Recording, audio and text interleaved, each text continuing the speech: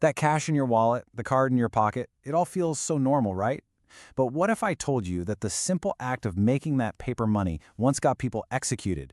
The history of how we got here is an absolutely insane 5,000-year story of bizarre experiments, total chaos, and some life-or-death gambles.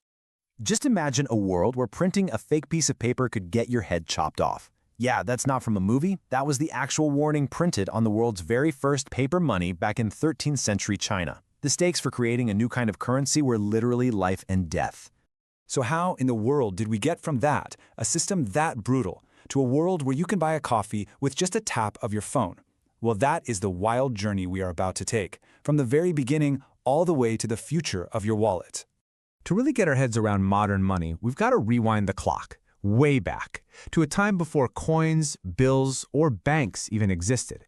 A time when paying for something was a lot more physical. In the beginning, there was just bartering. Super simple, right? Direct trade. But, think about it. Let's say you're great at making axes and you want your neighbor to help you hunt a woolly mammoth. What if he doesn't need an axe? What if he wants a new pair of shoes instead? You're out of luck. It was just incredibly clunky. So societies landed on using commodity money, basically stuff that pretty much everyone found useful. We're talking about things like animal skins, weapons, even salt. But this had its own huge problems. I mean, seriously, can you imagine showing up at the grocery store today and trying to pay with 50 pounds of salt? It's clumsy, impractical, and just weird.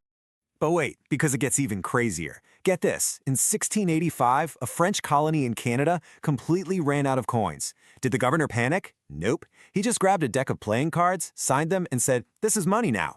People were literally out there trading with the King of Hearts for their dinner. I am not making this up. But all of these early systems, the salt, the skins, the playing cards, they all shared one massive, massive flaw. How do you standardize the value? How do you make sure your salt is as good as my salt? This one question was about to spark the first great revolution in money. The solution, it turns out, was standardization. Instead of trading in just random stuff, humanity needed something official, something uniform that everyone could look at and trust. Okay, now this is where things get really interesting. Take a look at this timeline. Around 640 BC, China starts making standardized coins. A little after that, Lydia, in modern-day Turkey, creates the first official currency. But then, look at that jump. It took humanity almost 2,000 years to make the leap from coins to paper money. So what took so long? And this chart really shows you why. It was a huge psychological leap. A gold coin has value because, well, it's made of gold, you can feel it. But a piece of paper, it has zero value on its own. Its worth comes from one thing and one thing only: your trust.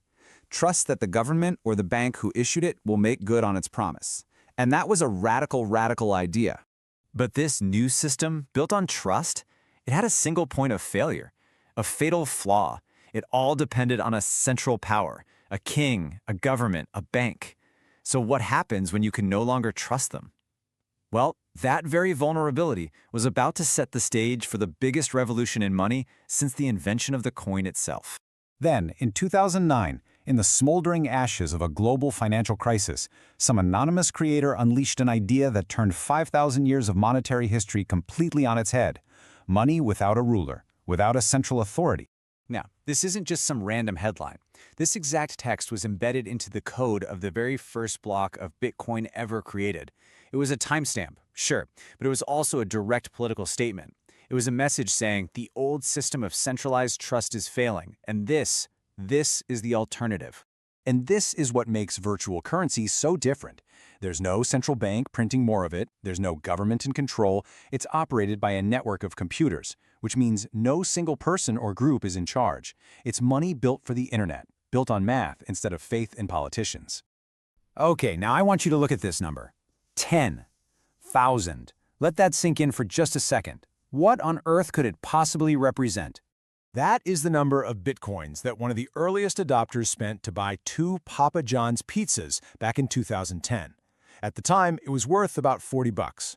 Today, those 2 pizzas would be worth hundreds of millions of dollars. It is, without a doubt, the most expensive pizza order in all of human history, and it perfectly captures the insane ride of this new form of money. So we've gone from bartering for mammoths to buying pizza with what is essentially magic internet money. What does this wild history tell us about the cash you use every single day? So here's the crucial point. The form money takes is always changing, from seashells to software. But as you can see, its job never does. It just needs to do these three simple things. Let us trade with it, let us price things with it, and let us save it. Everything else is just packaging. And that gets to the biggest secret of all. Money isn't really real. It's a collective story we all agree to believe in. Its value exists only because we, as a society, agree that it does. It's a shared social agreement, a tool we all invented to build the world around us. The journey so far has been nothing short of insane. We've built empires on shiny rocks, we've fought wars with signed playing cards, and now we're creating fortunes out of pure computer code. Which leaves us with the ultimate question. What incredible story are we all going to decide to believe in next?